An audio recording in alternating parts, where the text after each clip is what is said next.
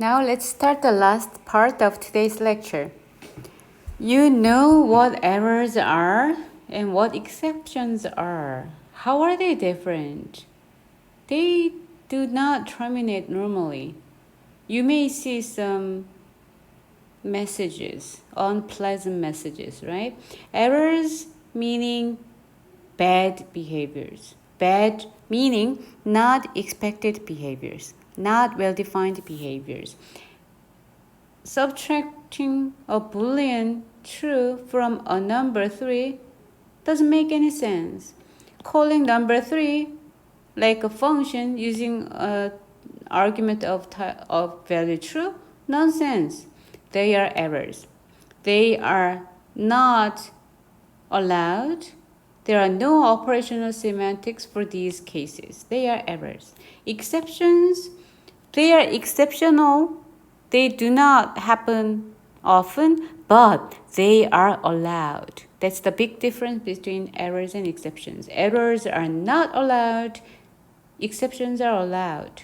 It's expected. Rarely though. Okay? So exceptions are intentional semantics, throwing an exception intentionally, and we can add a number 3 to some throwing exceptions to signal weird cases. So at type checking, we can detect errors. We hope to detect many errors at compile time, but because exceptions are not errors, we are not catching them at compile time. Right? They are expected behaviors. Of course, there are some exceptions that can be checked at compile time, like checked exceptions in Java, but we are not talking about that. If you want to talk about them, send me an email. Let's review what we have already covered, but important concepts. Errors.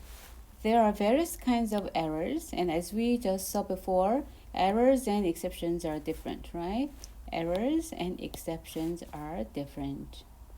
So exceptions are intended behaviors, but intentionally throwing exceptions, stopping the current evaluation. That's exception.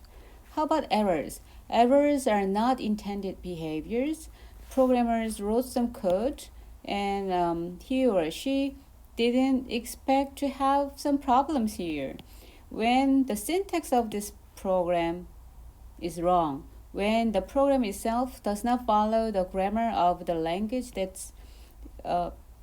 this program is written, then it's going to be a parse error. So when a compiler takes it and there is a parser, and when parser parses this program and it is good, then there's going to be some nice data structure, AST.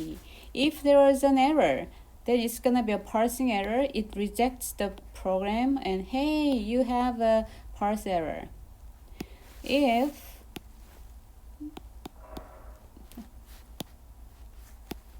type checker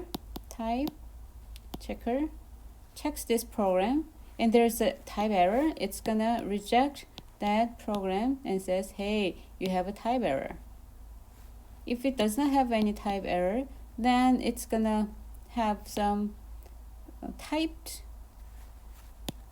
AST, and it's gonna be passed to an interpreter. That's our structure. If it's a real complex, realistic compiler, there are gonna be more phases like here and there.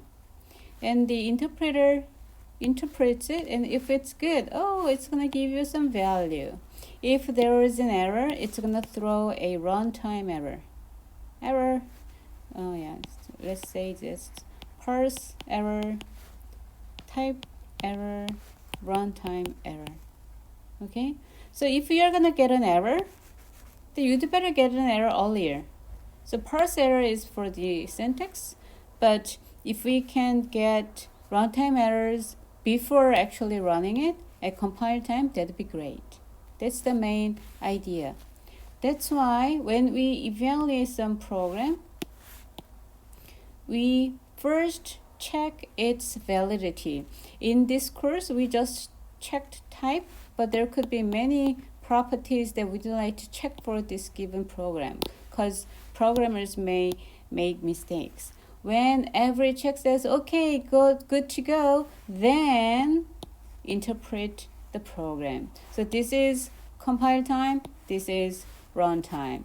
We can explain that in terms of these mathematics or implementation in Scala, implementation in your favorite programming language. Type check this expression under this type environment. Type check this expression under this type environment, then you will get some type tau. You can also evaluate that that expression under runtime environment, interpret expression under runtime environment, then you're gonna get a value. And remember, this value should have this type. So far so good. So you have algebraic data types article both in Korean and English. Enjoy.